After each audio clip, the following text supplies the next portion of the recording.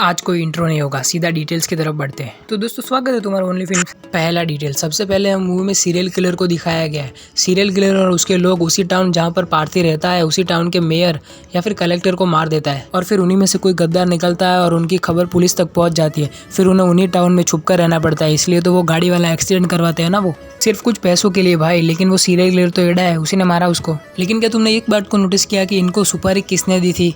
उसका जो फोन आया था कि अब तुम्हें यहीं पर रहना पड़ेगा, वो कौन था? शायद रोलेक्स के नहीं है यार, हो भी सकते हैं, एलसीओ भाई, कुछ भी हो सकता है यहाँ पे। नेक्स्ट डिटेल है इसी प्राणी के बारे में। पूरी मूवी में मैं यही सोचता रहा कि ये कैसे कर रहा है सब कुछ ऐसा, मतलब कि वो इतना फ्रेंडली कैसे है। उसी ने क्लाइमैक्स में उसके परिवार को बचाया था। मैं पूरी मूवी में ये सोचता रहा कि हु इज़ दैट ब्लडी हाइना, लेकिन फिर घर आके रिसर्च की तो पता चला कि ये तो स्पॉटेड हाइना है। अब ये जो स्पॉटेड हाइनास होते हैं ना, उन्हें लाफिंग हाइना भी कहते हैं। क्यों? पहले खुद हंसो और अब ये सुनो।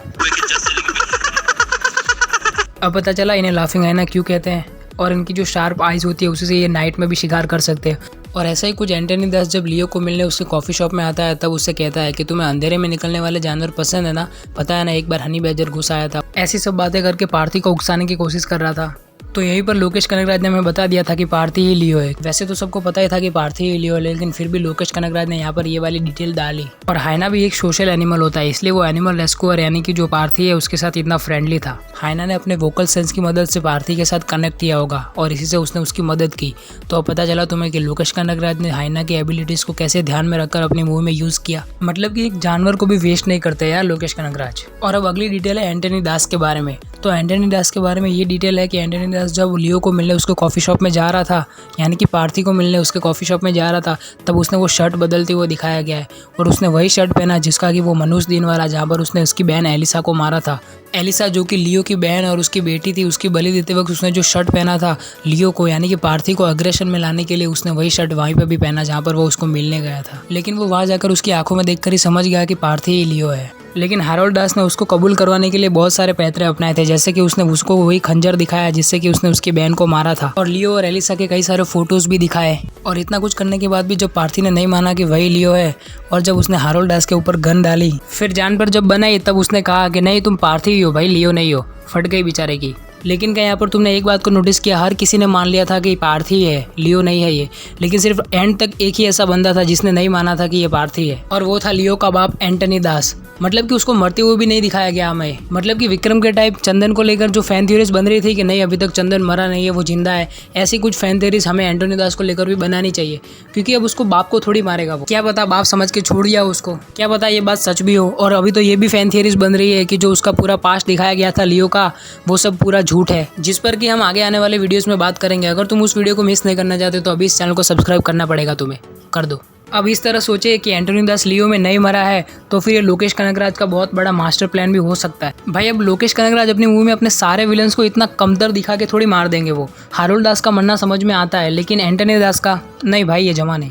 बढ़ते अगली डिटेल की तरफ। अगर मैं तुमसे कहूँ कि पार्थी के परिवार में से कोई एक जानता है कि हाँ यही लियो है, तो तुम क्या कहोगे? उसका बेटा? उसे तो क्लाइमैक्स में पता चला, लेकिन वो जो उसकी बेटी है उसको पहले से ही पता है। और मैं ऐसा क्यों बोल रहा हूँ? क्योंकि जब उसको हाइना से मिलवाने ले जाते हैं और जब लियो बोलता है कि इसका कोई नाम रखो बेटी, तो वो कहती है ना कि एलिसा रख देते हैं। अब उसे कैसे पता चला एलिसा के नाम के बारे में? शायद उसे पार्थी ने मजाक मजाक में बताया होगा, या फिर एक वही है उसके परिवार में जो कि उसका सीक्रेट जानती है, जैसा कि विक्रम मूवी में उसका पोता जानता था कि हाँ मेरा दादा ही कांड कर रहा है ये सब, लेकिन वो किसी को बता नहीं सकता था, वो अलग बात है। तो इस तरह से देखने जाए तो लियो का सीक्रेट उसकी बेटी को पता हो सकता है। अब बढ़ते हैं अगली डिटेल की तरफ। क्या तुमने लियो का प्रोमो देखा? वहाँ पर तुमने कौन कौन सी फैन थियरीज बनाई? विक्रम की, चंदन की, लेकिन वहाँ पे मूवी की स्टोरी का अंदाजा दिया जा रहा था हमें, लेकिन हम बेवकूफ़ समझ ही नहीं पाए। तो चलो तो मैं तुम्हें बताता हूँ कि प्रोमो में हमें क्या क्या मूवी के बारे में बताया गया था। सबसे पहले तो प्रोमो के लिरिक्स सुनो तुम। अपना पार्थी है ना फायर प्रूफ, वरना इतने गुंडों से कैसे लड़ता वो और अपनी फैमिली को कैसे बचाता? तुम यहाँ पर कुछ नहीं कर सकते। कुछ कर पाए क्या हैरोल्ड दास और एंटनी दास उसका? तो भाग जाओ यहाँ से, क्योंकि मैं यहाँ हूँ रहने के लिए। अब तुम्हें इस मूवी की स्टोरी का अंदाजा तो पूरा लग गया इस गाने से, और भी आगे कई सारे लिरिक्स है जिससे कि तुम्हें पता चल जाएगी कि ये मूवी की स्टोरी लाइन किस तरह से रहने वाली है। अब लोकेश कनगराज तो छोड़ो, अब तो अनिरुद्ध भी डिटेल देने लगा है। अब ये दोनों आगे एलसीयू में क्या करेंगे पता नहीं। और इतनी डिटेल कम थी तो उन्होंने प्रोमो में कुछ सारे एलिमेंट्स भी डाल दिए जो कि हमें मूवी में भी देखने को मिलते हैं।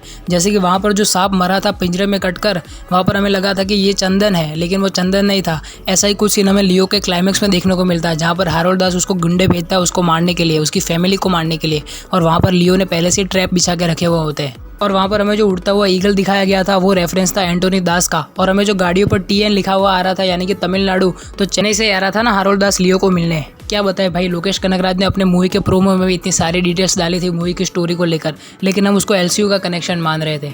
उन्होंने LCU से कनेक्शन बिठाया तो सही, लेकिन अपने तरीके से। प्रोमो में उसका कोई यूज़ नहीं था। और अब बात करें कुछ माइनर डिटेल्स की, तो जो अपना पार्थी है उसका पूरा फाइटिंग स्टाइल लियो से पूरी तरह से अलग है, क्योंकि पार्थी खुद को पूरी तरह से पार्थी के कैरेक्टर में ही निभाना चाहता था, क्योंकि किसी को शक ना होना इसलिए। और अगली माइनर डिटेल ये है कि ये जो तीनों दास है ना, यानी कि एंटोनी दास, हारोल्ड दास और लियो दास, जब ये तीनों साथ थे तब वो एक लॉकेट पहनते थे, लेकिन जब लियो उनसे दूर हुआ तो उसने वो लॉकेट भी उतार दिया। और अब अगली डिटेल, कुछ रिव्यूअर्स बोल रहे थे कि उन्हें इस चीज़ ने बहुत इरिटेट किया कि वो एंड तक मानता ही नहीं कि वही लियो है। अब ये चीज़ है ना स्टोरी का हिस्सा है, क्योंकि जो लियो है ना वो अपनी फैमिली के पीछे इतना पागल है कि वो पूरी तरह से पार्थी के कैरेक्टर में घुस चुका है, और अब वो अपने इतने खराब पास्ट को बिल्कुल भी याद नहीं करना चाहता। इसलिए मुझे यहाँ पर इंटेंसिटी दिखाई दी, ना कि इरिटेशन। और यहाँ पर अपने पार्थी यानी कि लियो का स्मार्ट वर्क भी देखने को मिलता है। क्या बढ़िया रोने की एक्टिंग की ना उसने उसकी बीवी के सामने, तो वो देख के मजा आ गया।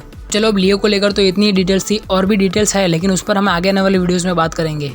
लियो मूवी में हमें LCU की पिछली 2 मूवीज़ यानी कि विक्रम और कैथी से जितने भी रेफरेंसेस और कैमियोज देखने को मिले हैं उनको लेकर भी हमारे पास कुछ डिटेल्स है, तो आओ लगे तो उन पर भी बात कर लेते हैं। हमें लियो में जो नेपोलियन का कैमियो दिखाया गया है, या फिर कह लो कि एक्सटेंडेड कैमियो दिखाया गया है, वहाँ पर नेपोलियन कहता है ना कि मैं रिटायर्ड होने से पहले आपकी पूरी मदद करूँगा। तो वो रिटायर्ड होने वाला है क्योंकि उसकी उम्र हो चुकी है 58 साल। और वो मुझे कैसे पता चला, जब पहली बार नेपोलियन लियो से मिलता है तब वो उसे एक फॉर्म देता है, उसी पर उसकी एज लिखी हुई है 58 साल। और पुलिस में भी करीब 58 साल की रिटायरमेंट एज होती है। मतलब कि कैथी का इंसिडेंस हुआ था 2019 में, और अभी ये टाइमलाइन चल रही है लियो की 2022। और ये मुझे कैसे पता चला कि लियो की स्टोरी लाइन चल रही है 2022 में, तो 2019 में जब कैथी का इंसिडेंस हुआ था तो हमें कैथी मूवी में नेपोलियन के मुंह से ही सुनने मिले था। अब समझे लोकेश कनगराज अपने छोटे छोटे कैरेक्टर्स की टाइमलाइन को लेकर भी कितने ज़्यादा सीरियस है।